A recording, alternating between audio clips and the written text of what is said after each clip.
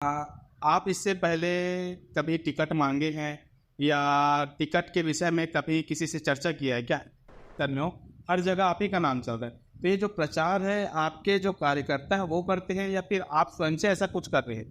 प्रश्न जैसे कि मान के चलिए पिछले बार जो भाजपा का सरकार थे उससे आप क्या और अच्छा करेंगे इस बार, ये पूरे पश्चिम विधानसभा को यदि बता सके तो बढ़िया होगा। बोलते हैं तो जो संगठन या पार्टी है ये व्यक्ति से चलता है या विचारों से चलता है? देख अपने को सुनने में आया तो इससे क्या प्रभाव पड़ेगा हमारे समाज को और क्या शिक्षा देना चाहते हैं इससे? उन्होंने बताया कि भाई साहब मैं तो जो है अब हिंदू धर्म नहीं मानता, मैंने विधर्मी मतलब दूसरे धर्म को अपना लिया हूँ और उसमें मूर्ति पूजा जो है वो निषेध है। मैं उनसे निवेदन किया भाई कि आप अपने माँ बाप को भी बदल सकते हो क्या ऐसे ही। वो सनातन धर्म को समाप्त करने का सोच रहा है या सोच रखा है। नाम है उदय निधि स्टाइलिन। तो ये किसी विदेशी साजिश के तहत ऐसे शब्दों का उपयोग किया गया है। वो धर्मांतरण जो है किसी चीज़ अभाव से, किसी चीज़ की कमी से या कोई सुविधाओं से वंचित होने के कारण करते हैं। ऐसे ही जो है लव जिहाद का भी मामला आता है। तो जय श्री राम। आज के बीच में हमारे टीआर आए हुए हैं अशोक साहू जी, जिनको पूरे पश्चिम विधानसभा में मान के चलिए या रायपुर में मान के चलिए कि उन्हें कोई परिचय की ज़रूरत नहीं है, क्योंकि भैया संघ से द्वितीय वर्ग शिक्षित है और पूरे छत्तीसगढ़ प्रांत लेवल में उनको हर व्यक्ति पहचानते हैं। तो आज भैया से हम व्यक्तिगत कुछ चर्चा करेंगे, राजनीतिक विषय में भी चर्चा करेंगे और साथ ही साथ कुछ धर्म के विषय में चर्चा करेंगे और जो बाहरी विपदा जो छाया हुआ रहते हैं सनातन धर्म में उसके विषय में भी चर्चा करेंगे। तो भैया से चर्चा चालू करते हैं। भैया जय श्री राम। जय श्री राम भैया। भैया आप अपने शुरू से जो कार्य करते आए हैं उसका वर्णन यदि इनसे करते या उसको बताते तो हमारे दर्शकों के लिए बढ़िया होता है। सर्वप्रथम तो मैं बताना चाहूँगा कि मैं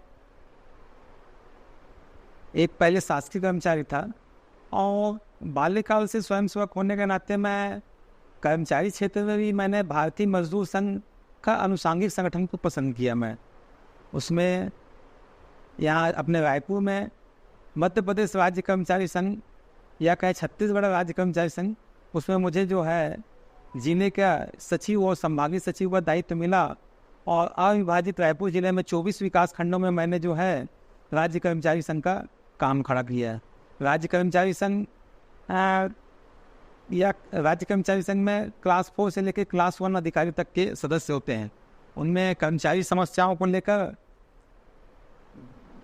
शासन को ज्ञापन सौंपना, समस्याओं का निराकरण करना, ये सब जो कार्य मेरे द्वारा संपादित किए गए थे। अब वैसे भैया काफ़ी सारे दायित्व में रहे जो क्या है, मैं उसका एक आपको चस्पा चिकना दूंगा यहाँ हेडलाइट पे आप देखिएगा। जैसे मान के चलिए पूर्व में गुड़ियारी नगर के संघ चालक थे भैया, सेवा प्रमुख थे रायपुर महानगर में, पूर्व सामाजिक सद्भाव में प्रमुख थे महानगर के, भारतीय मजदूर संघ में जिला मंत्री थे। ऐसे अन्य कार्य क्षेत्रों में भैया काफ़ी समय से कार्य कर चुके हैं। तो चलिए थोड़ा से विषय को गंभीरता के साथ लेते हैं और चर्चा करते हैं भैया जी के साथ। तो भैया जी पहला सवाल ये है आपसे, आप इससे पहले कभी टिकट मांगे हैं या टिकट के विषय में कभी किसी से चर्चा किया है क्या? नहीं, मैंने कभी टिकट नहीं मांगा और मैंने कभी सोचा भी नहीं था कि मैं राजनीति में आऊँगा। मैं एक समाज सेवा के रूप में अपना जीवन को स्वीकार किया और उसी के तहत मैंने जो है विश्व के सबसे बड़े संगठन राष्ट्रीय स्वयंसेवक संघ में का स्वयंसेवक बना और उसमें मैंने जो है विभिन्न दायित्वों में रहते हुए सिर्फ समाज सेवा का कार्य किया और मेरी प्राथमिकता रही कि मैं निचली बस्ती में जो गरीबी से जूझ रहे हैं ऐसे लोगों से संपर्क करके उनके शिक्षा, स्वास्थ्य और सामाजिक कुरीतियों को दूर करने के लिए उनसे निरंतर मिलता रहा और उनकी समस्याओं को हल करता रहा। जी दूसरा सवाल ये है भैया जी आपसे कि अभी इस समय में पूरे पश्चिम विधानसभा में आपका जो इतना प्रचार प्रसार हो रहा है, तो ये व्यक्तिगत सवाल मानिए चाहे जैसा मानिए, क्योंकि सभी के मुंह से आपका अशोक भैया करके नाम चल ही रहा है, चाहे बड़े स्तर में हो, चाहे संघ के स्तर में हो, चाहे बस्ती स्तर में हो, हर जगह आप ही का नाम चल रहा है। तो ये जो प्रचार है आपके जो कार्यकर्ता हैं वो करते हैं या फिर आप स्वयं से ऐसा कुछ कर रहे हैं? देखिए, मेरा जो प्रचार है, मैंने अपने जीवन का अधिकांश समय जनता, निचली बस्ती और गरीब तबके और पिछड़े वर्ग जो है उनके बीच में व्यतीत किया है और उनके सुख दुख में मैंने साथ दिया है। जब उन्हें पता चल रहा है कि अशोक भैया जो है इस बार पश्चिम से दावेदारी किए हुए हैं, तो वो सभी लोग जो है मुझे पसंद कर रहे हैं। उसका कारण क्या है कि मैं बहुत सरल स्वभाव का आदमी हूँ। मैंने कभी जो है विद्वेष की भावना कभी मैं नहीं रखा और समाज सेवा को ही प्रमुख चुना मैं। अभावग्रस्त लोगों के बीच रहा। कोरोना काल में भी मैंने जो है जिनके यहाँ अनाज नहीं था उनके यहाँ लगभग 5,000 पैकेट जो है हमने उस पीरियड में लोगों तक के वितरण किया और उनके बीच में उनके खुशी के लिए जो है हमेशा काम करते रहा। वो ऐसा स्थिति होने से स्वयं जो है उन लोग अपने होकर आगे आ रहे हैं और मेरा जो है प्रचार प्रसार कर रहे हैं। भैया मेरे यहाँ एक और प्रश्न है, जैसे कि मान के चलिए पिछले बार जो भाजपा का सरकार थे उससे आप क्या और अच्छा करेंगे इस बार, ये पूरे पश्चिम विधानसभा को यदि बता सके तो बढ़िया होगा। भाजपा सरकार या कांग्रेस सरकार? दोनों दोनों को आप लेके चलिए, क्योंकि अपन पूर्व भाजपा सरकार 15 साल रही है और इस पीरियड में बुढ़ियारी को एक पहचान मिला है। बुढ़ियारी में विधानसभा का आधी आबादी रहती है बुढ़ियारी क्षेत्र में और यहाँ आने जाने का साधन नहीं था। माननीय राजेश मुणत जी ने प्रयास करके रोड रास्ता तो बनाए हैं, लेकिन अभी भी जो है बस्तियों में मूलभूत सुविधाएं नहीं हैं। यहाँ पर एक कॉलेज भवन की अति आवश्यकता है। कुछ स्कूल अभी भी अव्यवस्थित है, स्कूलों को व्यवस्थित करना है।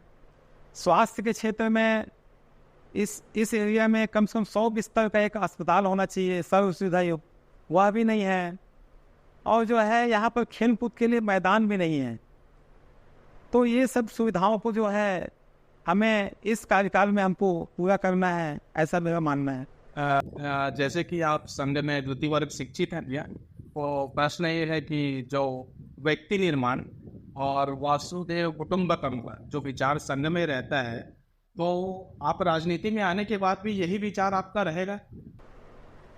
राष्ट्रीय स्वयंसेवक के संघ के प्रशिक्षण अंतर्गत मैंने द्वितीय वर्ष प्रशिक्षण नासिक से किया है और हमें प्रशिक्षण में जो है अनुशासित जीवन और अपने धर्म के लिए कार्य करने का सिखाया जाता है और हमें अनुशासन में रहने के लिए बताया जाता है।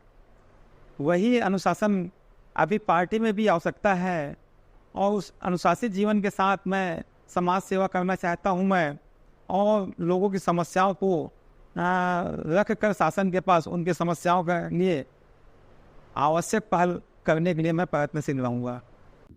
जैसे कि भाई साहब, एक व्यक्तिगत सवाल है आपसे। कई लोग बोलते हैं कि मैं फलाने का व्यक्ति हूँ, कई बोलता है कि मैं इस पार्टी से हूँ, मैं उस पार्टी से, या अमुक व्यक्ति का व्यक्ति हूँ करके बोलते हैं, या मैं फलाने व्यक्ति का आदमी हूँ करके बोलते हैं। तो जो संगठन या पार्टी है ये व्यक्ति से चलता है या विचारों से चलता है? देखिए, भारतीय जनता पार्टी जो है राष्ट्रवादी पार्टी है और हिंदुत्व के लिए काम करती है। भारत देश को विश्व गुरु बनाने के लिए जो है इस पार्टी का उद्देश्य है और इस पार्टी का हम जो है एक कार्यकर्ता बन रहे हैं। जो लोग पार्टी से जुड़ते हैं वह किसी व्यक्ति के नहीं होते, वो पार्टी के कार्यकर्ता होते हैं और उनका एकमात्र उद्देश्य है भारत को परम शिखर पर पहुंचाना।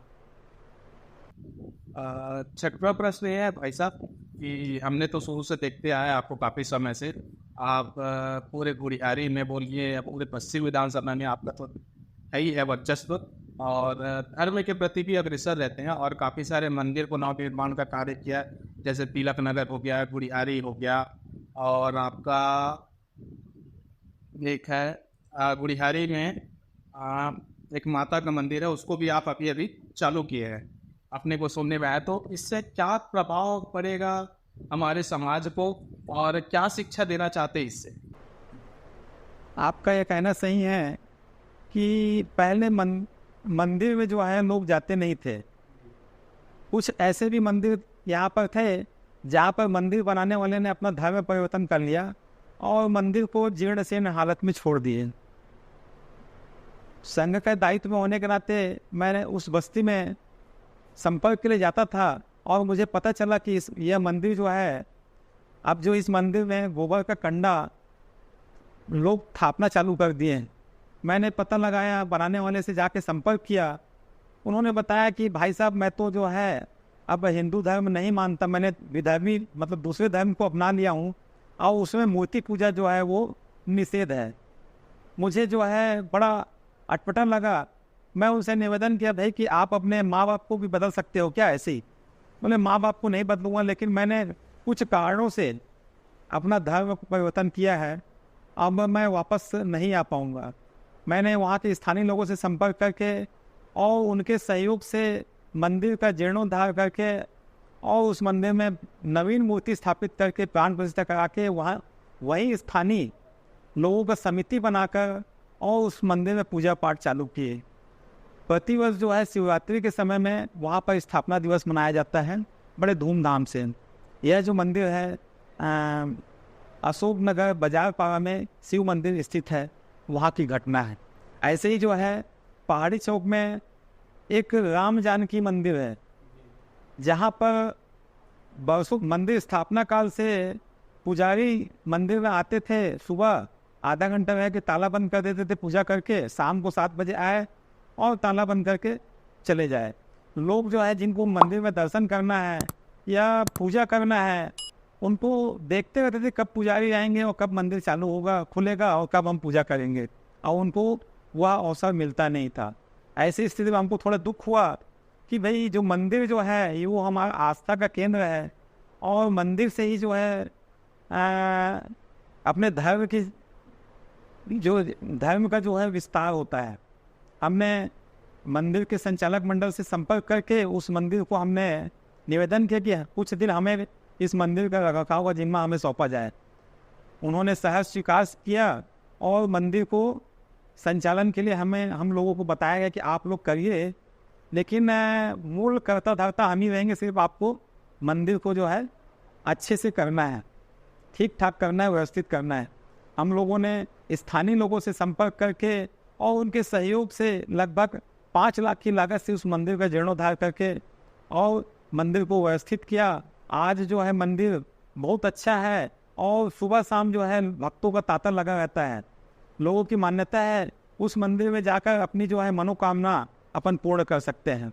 ऐसे ही जो है कुंदरापाड़ा में मरी माता मंदिर है, नाग मंदिर है, यहाँ पर भी जो है अपन संपर्क करके और स्थानीय लोगों से संपर्क कर वहाँ एक कमेटी बनाकर, समिति बनाकर और उस मंदिर का रखरखाव, पूजा, सुबह शाम नित्य पूजा करने के लिए उन्हें प्रेरित किए।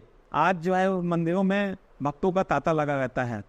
हमने जो है यहाँ पर पहाड़ी चौक में रथ यात्रा जो है विगत 2-3 साल से प्रारंभ किया है।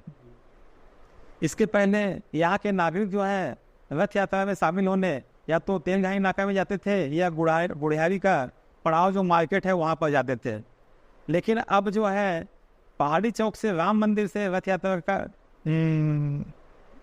यात्रा प्रारंभ किया जाता है, जो पूरा इस क्षेत्र में जैसे मुर्गा भट्टी है, अम्बेडकर चौक है, रामनगर है, इस क्षेत्र में जो है आज उस रथ यात्रा का प्रारंभ होता है और लोगों में अपने प्रभु के प्रति आस्था बनती है। ऐसे ही है अपने पहाड़ी चौक स्थित विद्युत मंडल के मैदान में आज दशहरा उत्सव जो है विगत 4-5 साल से मनाया जा रहा है। इसके पूर्व यहाँ के नागरिक जो हैं या तो WRS जाते थे या फिर रावण भाटा या फिर थोड़ा बहुत गुड़ियारी मार्केट में जाते थे, जहाँ पर अत्यधिक भीड़ भाड़ होता था और दुर्घटना के लोग शिकार होते थे या फिर जाने के लिए कतराते थे। लेकिन जब से यहाँ पर दशहरा उत्सव मना रहे हैं, लोग जो है बढ़ चढ़ कर हिस्सा ले रहे हैं और अच्छे रूप से अपने इस त्यौहार का आनंद ले रहे हैं। आप जो बोले भैया राम मंदिर, तो राम मंदिर को मैं अभी यानी कि जैसे भाई साहब हैं हमारे राजकीय है कुड़ियारी के स्वयं सेवक है, उनसे मिला तो मेरे को राम मंदिर में बुलाया, तो पिछले के मुताबिक अभी का आप जो कार्य किए वहाँ राम मंदिर में, तो अभी पूजा बहुत अच्छे से होता है पहले के मुकाबले। सातवां विषय मैं आपसे रखूँगा भैया कि एक व्यक्ति है, अभी जो किसी पार्टी से तो नहीं बोल सकता लेकिन है पार्टी का, वो सनातन धर्म को समाप्त करने का सोच रहा है या सोच रखा है। नाम है उदय निधि स्टाइलिन।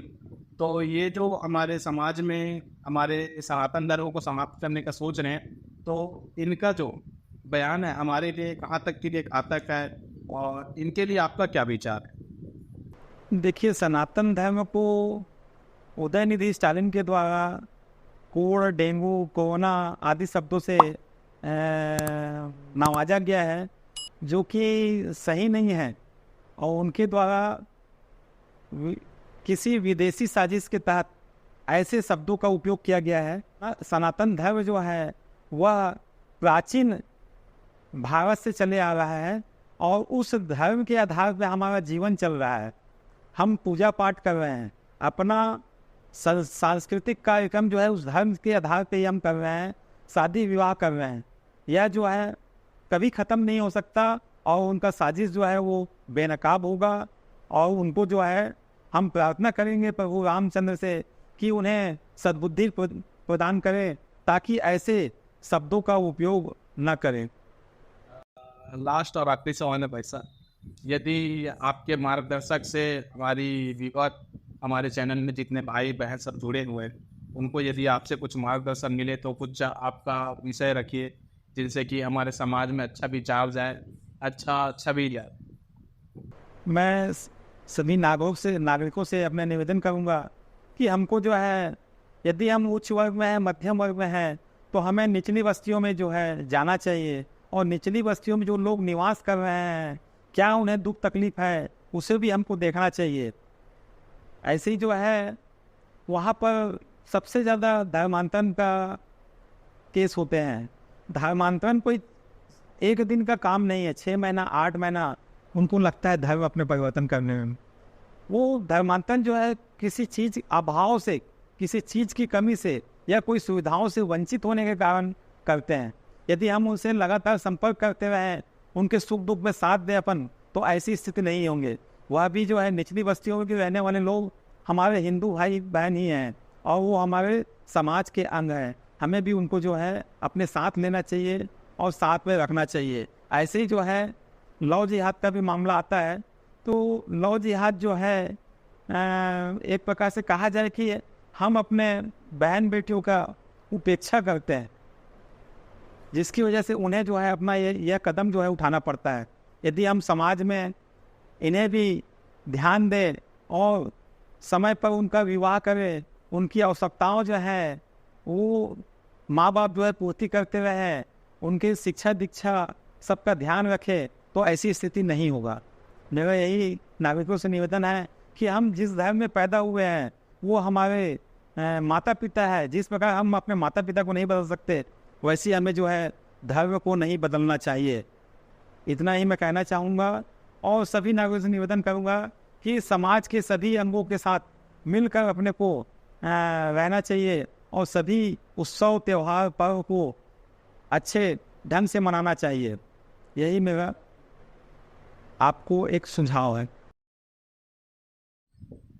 तो भैया जी से मिलके अपने को बढ़िया लगा, विचार भी बढ़िया लगा। तो हम तो भगवान से प्रार्थना यही करेंगे कि भैया जी को इस बार टिकट मिले और भैया जी अच्छे से प्रयास करें कि इस एरिए में पूरे पश्चिम विधानसभा में बहुमत वोटों से इस बार विजयी हो। तो यही वाणी के साथ आज का जो पॉडकास्ट वीडियो है उसको पर खत्म करते हैं और फिर मिलेंगे किसी और विषयों के साथ। जय श्री राम। जय श्री राम। जय श्री राम।